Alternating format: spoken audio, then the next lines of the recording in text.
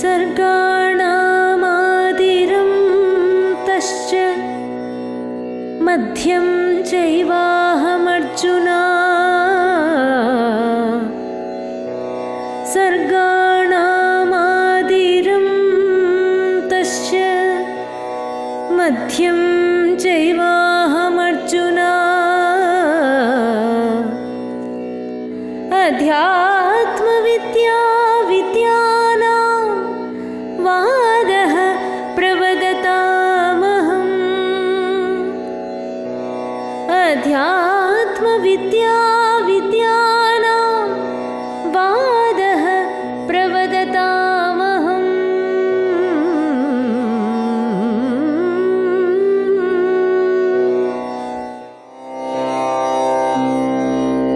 वेदाहं समतीतानि वर्तमानानि चार्जुन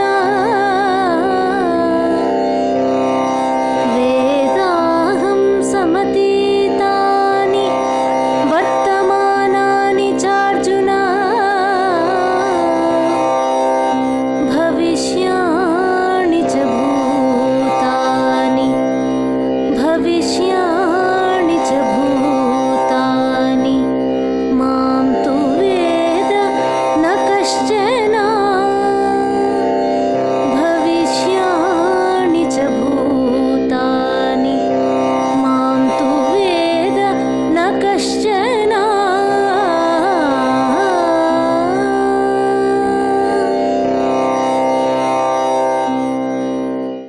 ओम शांति।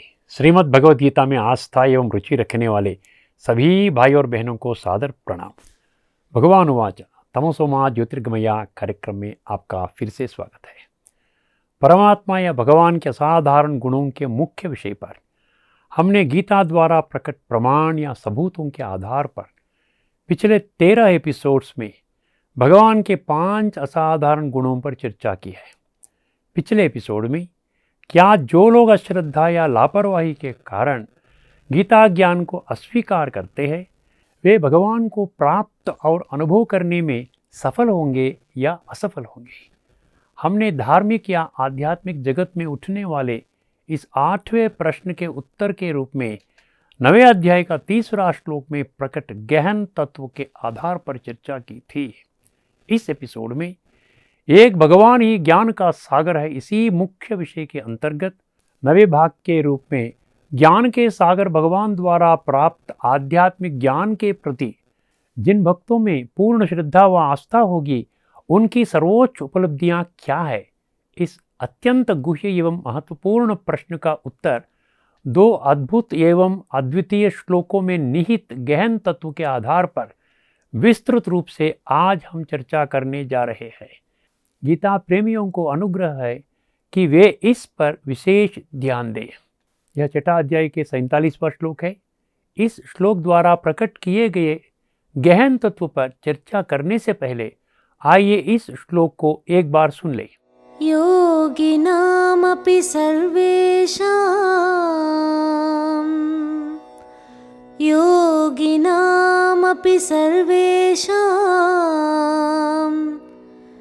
मद्गतेनान्तरात्मना योगिनामपि सर्वेषां मद्गतेनान्तरात्मना श्रद्धावान् भजते यो मां श्रद्धावान् भजते यो मां समे युक्ततमो मतः समे युक्ततमो मतः। सबसे पहले इस श्लोक में शब्दों के अर्थ जान लेते हैं। अपि अर्थात यदि, अंतः आत्मा अर्थात अंतर्मुख होकर आत्मिक स्थिति का अनुभव करना, मद्गते ना मन बुद्धि से मुझ भगवान के लगन में मगन होना, श्रद्धावान पूर्ण श्रद्धा एवं विश्वास के साथ यह जो कोई भी माम मुझ परमात्मा या भगवान को भजते अत्यंत भक्ति पूर्वक पूजा या आराधना करते हैं, सह वे सर्वेषां समस्त योगिनाम योगियों में युक्ततमः सर्वोच्च या सर्वश्रेष्ठ में मतः माना जाता है, ऐसा मेरी निश्चित राय है। इस श्लोक की योगिनामपि सर्वेषां मद्गतेनांतरात्मना श्रद्धावान भजते यो माम समे युक्ततमो मतः, इन 4 पंक्तियों में गहरा तत्व समाहित है। आइए समझने की कोशिश करें। पहले योगिनामपि सर्वेषां, इस पंक्ति में एक अत्यंत महत्वपूर्ण बात का उल्लेख है। वो क्या है? आज की भौतिक या धर्मनिरपेक्ष दुनिया में योग शब्द का व्यापक रूप से उपयोग किया जाता है। हम देखते हैं कि योग शब्द का प्रयोग हर कोई किसी न किसी अर्थ में कर रहा है। वर्तमान समय में हम योग या योगा के नाम से अनेक प्रतिष्ठित संस्थान एवं प्रतिष्ठित व्यक्तियों द्वारा विभिन्न प्रकार के योग सिखाए जा रहे हैं। 2015 से हर साल 21 जून को विश्व स्तर पर अंतर्राष्ट्रीय योग दिवस मनाया जाता है। हठ योग, कुंडलिनी योग, सहज योग, ज्ञान योग, कर्म योग, भक्ति योग, राजयोग, पतंजलि के अष्टांग योग सूत्र, सांस पर ध्यान योग, सुदर्शन क्रिया योग, योगासन जो शरीर को विभिन्न मुद्राओं में मोड़ने की क्रिया, प्राणायाम जो सांस को व्यवस्थित रूप से नियंत्रित करने की क्रिया आदि किस्म किस्म के प्रक्रिया आज के समाज में योग के नाम से प्रचलित है। यहाँ सर्वसामान्य लोगों के मन में एक साधारण सा प्रश्न उठता है कि आखिर इन सभी प्रकार के योगों में से कौन सा योग सर्वोत्तम या सर्वश्रेष्ठ माना जा सकता है, और ऐसा मानने के पीछे क्या कोई ठोस कारण है? यह कहना कोई अतिशयोक्ति नहीं होगी कि आज के लोग इस प्रश्न के उत्तर को लेकर अनिश्चितता की स्थिति में मूंझे हुए हैं। इस प्रश्न का सत्य तर्क एवं व्यवहारिक बुद्धि अर्थात truth, logic and common sense पर आधारित संतोषजनक एवं सर्वमान्य उत्तर 100% प्रमाणों अथवा सबूतों के साथ केवल गीता में ही देखने में आता है। आइए समझने की कोशिश करें। योगिनाम अपि सर्वेषां पंक्ति इस गुह्य सत्य को उजागर करती है। इस पृथ्वी पर आज के लोगों के लिए उपलब्ध विभिन्न प्रकार के योगों में से गीता के माध्यम से परमात्मा या भगवान द्वारा सिखाया गया राजयोग ही सर्वोच्च और सर्वश्रेष्ठ है। इस बात की उपरोक्त श्लोक की 4 पंक्तियों में निहित गहरे तत्व को बुद्धि नेत्र को जागृत करके समझने से स्पष्ट रीति से पुष्टि होती है। गीता प्रेमियों, गीता प्रचारकों, जिज्ञासुओं एवं भक्तों को विशेष ध्यान देना चाहिए। आइए अब हम दूसरी पंक्ति मद्गतेनांतरात्मना द्वारा प्रकट किए गए गहरे तत्व पर विचार करें। गीता के 574 भगवान वाचा श्लोकों का सार योग है, जिसे स्वयं भगवान ने स्पष्ट रूप से और पूर्ण अधिकार के साथ घोषित किया है। इस योग को राजयोग का नाम दिया गया। यदि वर्तमान में इस ग्रह पर लोगों के लिए उपलब्ध कई प्रकार के योग जो विभिन्न संगठन या व्यक्तियों द्वारा सिखाए जा रहे हैं, उन सब प्रकार की योग की तुलना में गीता के माध्यम से भगवान द्वारा सिखाया गया योग राजा के समान है, अर्थात king of all kinds of yoga, जिसका अर्थ है कि इससे उच्चतम योग इस ब्रह्मांड में और कोई दूसरा नहीं हो सकता। लेकिन आश्चर्य की बात यह है कि इस रहस्यमय सत्य को आज भी बड़ी संख्या में लोग या भक्त नज़रअंदाज कर देते हैं या हल्के में लेते हैं। गीता का सार राजयोग है। इसकी पुष्टि के लिए गीता द्वारा प्रकट किए गए प्रत्यक्ष प्रमाण या सबूत कई बार हमने आपके ध्यान में लाए हैं। आइए एक बार फिर से याद करें। गीता के 18 अध्यायों के नाम योग शब्द से समाप्त होते हैं। 93 श्लोकों में योग शब्द का प्रत्यक्ष उल्लेख है। इसके अलावा गीता के प्रत्येक अध्याय के अंत में ब्रह्म विद्यायाम योगशास्त्रे शब्द इस रहस्यमय सत्य की स्पष्ट रूप से पुष्टि करता है। इन बातों को ध्यान में रखने से मद्गतेनांतरात्मना पंक्ति में प्रकट किए गए गहन तत्व को आसानी से समझा जा सकता है। मद्गतेनांतरात्मना पंक्ति में दो महत्वपूर्ण बातों का उल्लेख है, मद्गतेना और अंतरात्मना।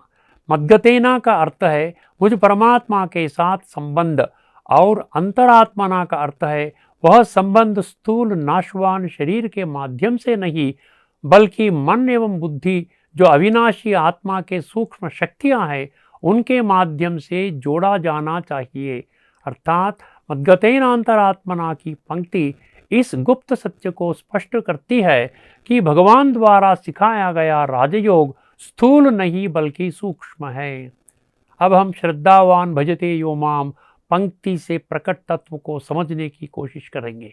यह पंक्ति स्पष्ट करती है कि राजयोग जिसका प्रशिक्षण वर्तमान समय में सीधे भगवान द्वारा दिया जा रहा है, उसके प्रति भक्तों को सबसे अत्यधिक श्रद्धा होनी चाहिए। इस श्रद्धा को सबसे आसानी से और स्वाभाविक रूप से महसूस करने के लिए इस गुह्य सत्य को पहचानना जरूरी है कि गीता इस संसार के सभी मनुष्यात्माओं के लिए एक अद्भुत और अद्वितीय आध्यात्मिक ग्रंथ है। जैसा कि 10वां अध्याय के 32वां श्लोक में अध्यात्म विद्या विद्यानाम पंक्ति स्पष्ट रूप से पुष्टि करती है।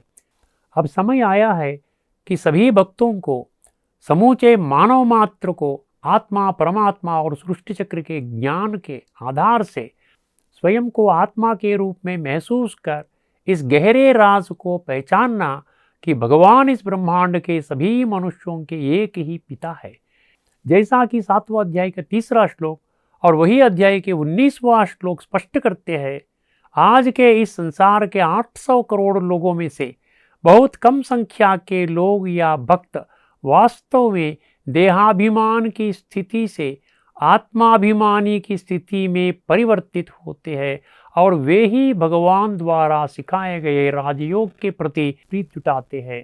श्रद्धावान भजते यो माम पंक्ति इस सूक्ष्म एवं महत्वपूर्ण सत्य को स्पष्ट रीति से समर्थन करती है। यदि इन सूक्ष्म सच्चाइयों को ध्यान में रखा जाए तो इस श्लोक की समयुक्त तमोमतः पंक्ति में प्रकट गहरा तत्व सबसे आसानी से समझ में आ जाता है। आज इस ग्रह पर तेजी से बढ़ रहे कई प्रकार के योग को अभ्यास करने वालों में से जो लोग राजयोग की प्रक्रिया द्वारा मन बुद्धि जो आत्मा के सूक्ष्म शक्तियां हैं उनके माध्यम से परमात्मा या भगवान से संबंध जोड़ते हैं, वे ही सर्वोच्च और सर्वोत्तम योगी माने जाते हैं। समय युक्त तमोमतः पंक्ति इस रहस्यमय सत्य को प्रकट करती है। यदि इस व्यापक चर्चा को ध्यान में रखा जाए तो इस श्लोक द्वारा प्रकट किए गए गहन और महत्वपूर्ण तत्व को बहुत आसानी से समझा जा सकता है। भगवान वाच, यदि इस ब्रह्मांड के किस्म किस्म के प्रतिष्ठित संस्थान एवं प्रतिष्ठित व्यक्तियों द्वारा सिखाए गए वर्तमान समय के विभिन्न प्रकार के योग की तुलना की जाए तो गीता के 574 भगवान वाच श्लोकों के माध्यम से सीधा भगवान द्वारा प्रकट किया गया राजयोग सर्वोच्च तथा सर्वश्रेष्ठ है। इस संसार में राजयोग से बढ़कर दूसरा कोई योग नहीं है। यह राजयोग स्थूल शरीर के माध्यम से नहीं बल्कि आत्मा की सूक्ष्म शक्तियाँ जो मन और बुद्धि है उनके माध्यम से परमात्मा या भगवान के साथ संबंध जोड़ने की प्रक्रिया है। जो लोग इस राजयोग को समझते और इसका अभ्यास करते हैं उन्हें सर्वोच्च सिद्धियां प्राप्त होती है। ऐसे व्यक्ति को स्वयं परमात्मा या भगवान सर्वश्रेष्ठ योगी का मान्यता देते हैं। इस प्रकार वर्तमान धार्मिक और आध्यात्मिक जगत में जो भगवान के प्रति श्रद्धापूर्वक नाता जोड़ते हैं, यह श्लोक स्पष्ट रूप से पुष्टि करता है कि राजयोग उन लोगों की सर्वोच्च उपलब्धि है। इस प्रकार आइए एक और श्लोक पर विचार करें जो एक और परम प्राप्ति को प्रकट करता है। यह 18 अध्याय का 71वां श्लोक है। इस श्लोक द्वारा प्रकट किए गए गुह्य तत्व पर चर्चा करने से पहले आइए एक बार इस श्लोक को सुन लें। श्रद्धावाननसूयश्च शृणुयादपि यो नरः। श्रद्धावाननसूयश्च शृणुयादपि यो नरः। सोऽपि मुक्तः शुभान् लोकान्। सोऽपि मुक्तः शुभान् लोकान् प्राप्नुयात् पुण्यकर्मणाम्। सोऽपि मुक्तः शुभान् लोकान् प्राप्नुयात् पुण्यकर्मणाम्। प्राप्नुयात् पुण्यकर्मणाम्। पहले हम श्लोक के अर्थ को जान लेते हैं। नरः, नर अर्थात आज इस ग्रह पर मौजूद 800 करोड़ मनुष्यों में से यह जो श्रद्धावान, श्रद्धापूर्वक भक्ति, अनसूयः च, ईर्ष्या या दोष रहित, शृणुयात अपि, गीता के माध्यम से स्वयं भगवान द्वारा 574 भगवानुवाच श्लोकों के माध्यम से सिखाया गया तत्व पर आधारित पूर्ण आध्यात्मिक ज्ञान और विज्ञान, सह अपि, वे भी, मुक्तः, पापों से मुक्त, पुण्य कर्मणाम, पुण्य कर्म करने वालों को जो प्राप्त होता है, शुभान लोकान, शुभ या उत्तम लोक अर्थात सत्य त्रेता युग नामक सर्वोच्च लोक जिसे भगवान जल्द ही इस पृथ्वी पर स्थापित करेंगे, प्राप्नुयात, उस नई दुनिया में श्रेष्ठ जन्म प्राप्त करेंगे। इस श्लोक में गहरे एवं अद्भुत तत्व समाहित है।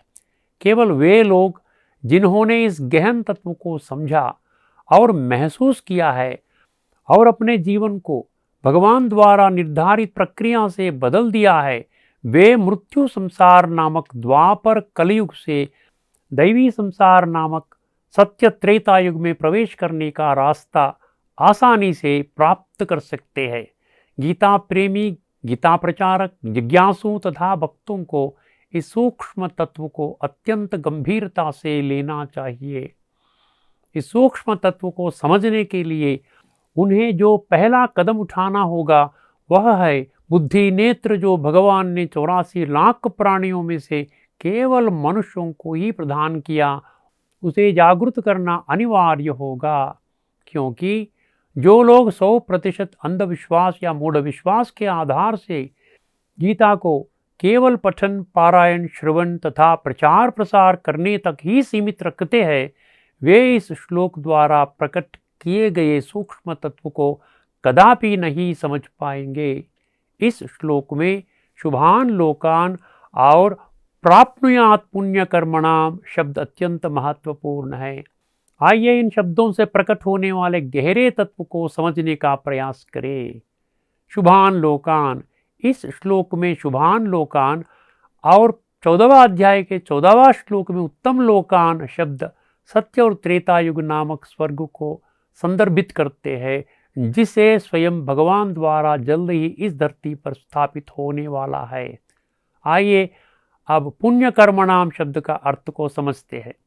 पुण्य कर्मणाम का अर्थ है पुण्य कर्म।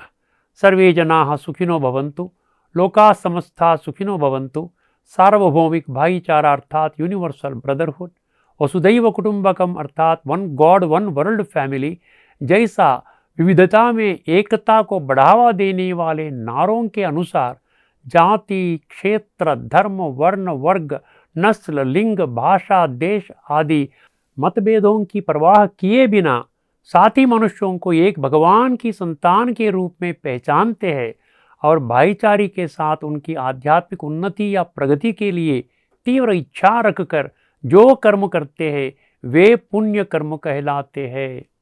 पुण्य कर्मणाम शब्द स्पष्ट रूप से स्पष्ट करता है कि जो इस प्रकार पुण्य कर्म करते हैं केवल वे ही आने वाली सत्य त्रेता युग, जिसको स्वर्ग के नाम से जाना जाता है, उसमें उत्कृष्ट जन्म प्राप्त करने के योग्य होंगे। इस अवसर पर हरेक को स्पष्ट रीति से इस बात को समझना होगा कि पुण्य कर्म करने वालों की क्या योग्यता होगी जो उनको स्वर्ग में प्रवेश करने की सर्वोच्च उपलब्धि मिलेगी।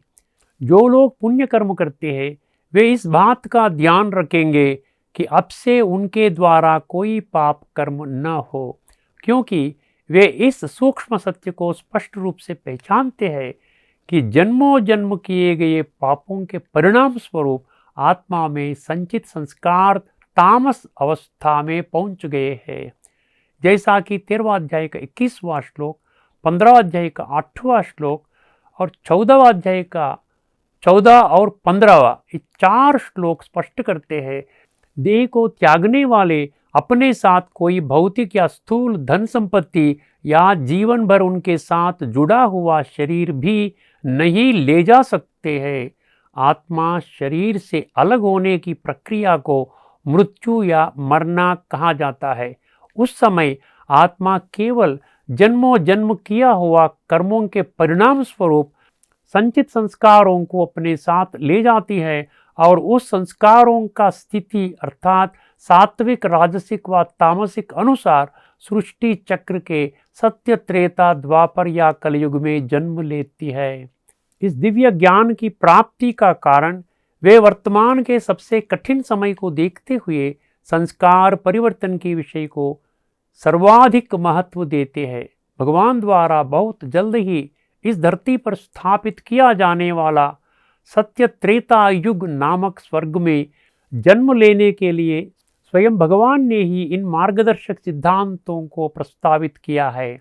इस अवसर पर हम गीता प्रेमियों और भक्तों के ध्यान में एक अत्यंत गहन और महत्वपूर्ण विषय ला रहे हैं। बुद्धि नेत्र को जागृत करके समझने की कोशिश कीजिए। वह गहन और महत्वपूर्ण विषय क्या है?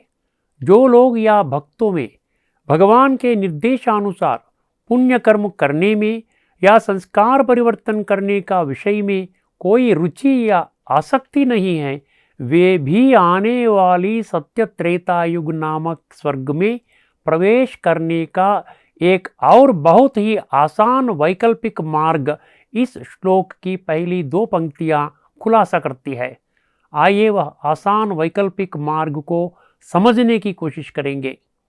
यह सबसे गुह्य एवं महत्वपूर्ण सत्य को समझने के लिए इस श्लोक के नर, श्रुन, श्रद्धावान, अनसूया और सह अपिमुक्तः शब्दों द्वारा प्रकट किए गए गहन तत्व को समझना होगा।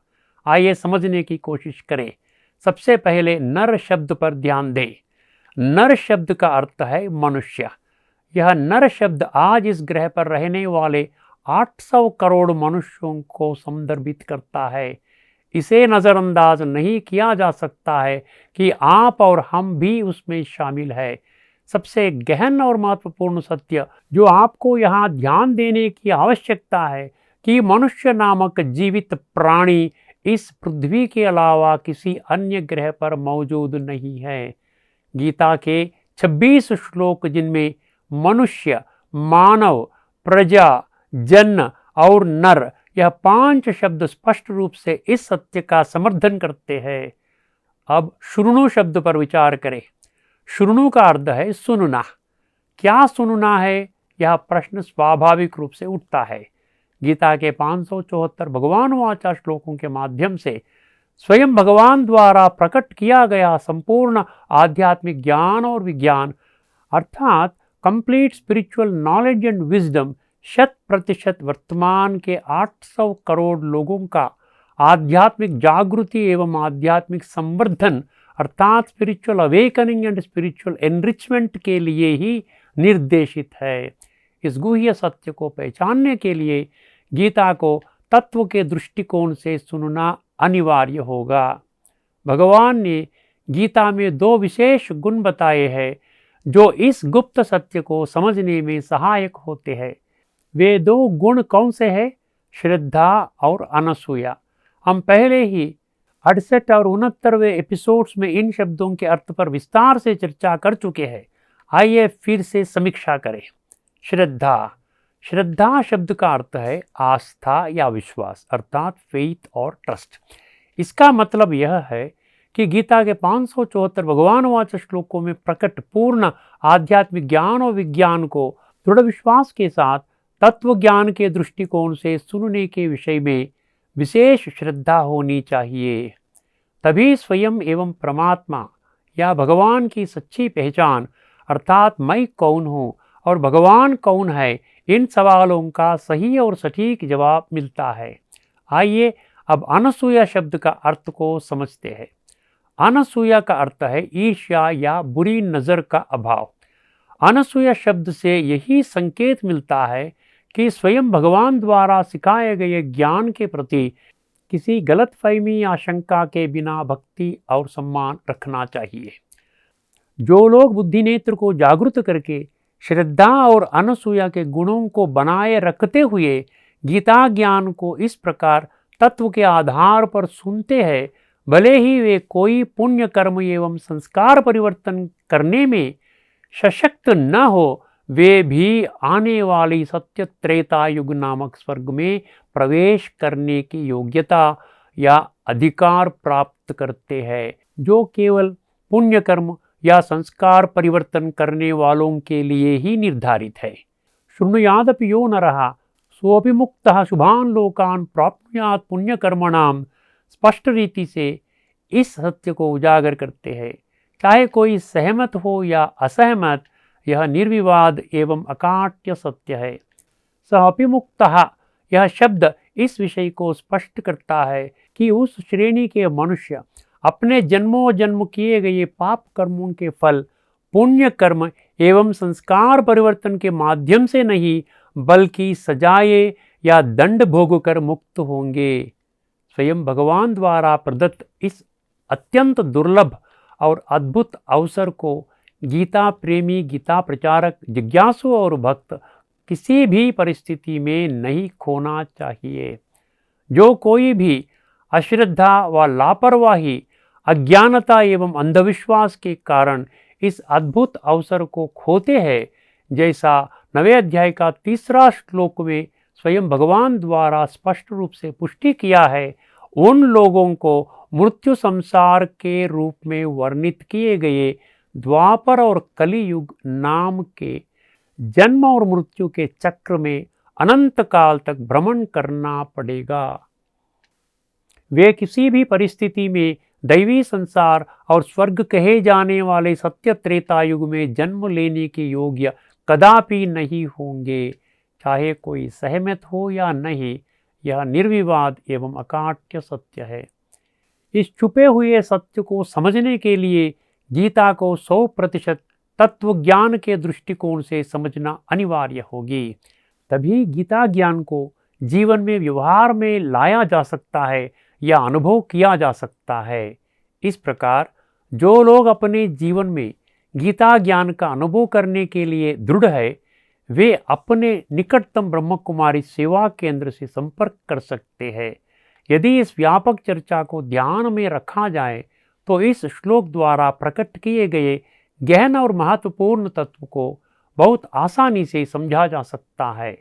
भगवान वाचा, वर्तमान में इस ग्रह पर रहने वाले 800 करोड़ लोगों में से जो कोई भी 574 भगवान वाचा श्लोकों के माध्यम से स्वयं भगवान द्वारा सिखाए गए पूर्ण आध्यात्मिक ज्ञान और विज्ञान को तत्व के आधार पर बुद्धि नेत्र को जागृत करके अत्यंत श्रद्धा भक्ति के साथ और ईर्ष्या या दोष दृष्टि के बिना सुनते हैं, वे भी पाप कर्मों का फल को सजाए भोग कर मुक्त होने का कारण सत्य त्रेता युग नामक स्वर्ग में प्रवेश करने का योग्यता या अधिकार प्राप्त करेंगे, जो 100% पुण्य कर्म करने वाले पुण्यात्मा या महात्माओं के लिए ही निर्धारित है, जिसे बहुत ही स्वयं परमात्मा या भगवान द्वारा इस पृथ्वी पर स्थापित किया जाएगा। इस प्रकार हमने 6 अध्याय का 47वां श्लोक तथा 18वां अध्याय का 71वां श्लोक, इन 2 श्लोकों में प्रकट गहन तत्व के आधार पर ज्ञान सागर भगवान द्वारा प्राप्त आध्यात्मिक ज्ञान के प्रति जिन भक्तों को पूर्ण श्रद्धा व आस्था होगा, उनकी 2 सर्वोच्च उपलब्धियों पर आप सबका ध्यान खिंचवा रहे हैं। आइए इस एपिसोड में चर्चा यही समाप्त करें। आगामी एपिसोड में ज्ञान सागर भगवान को प्राप्ति और उन द्वारा स्वर्ग की विरासत पाने के लिए स्वयं भगवान द्वारा निर्धारित 2 महामंत्र कौन से हैं, हम 3 अद्भुत और अद्वितीय श्लोकों में प्रकट तत्व के आधार पर इस प्रश्न के उत्तर पर चर्चा करने जा रहे हैं। तब तक के लिए सभी को नमस्कार। लोका समस्ता सुखिनो भवन्तु। ओम शांति।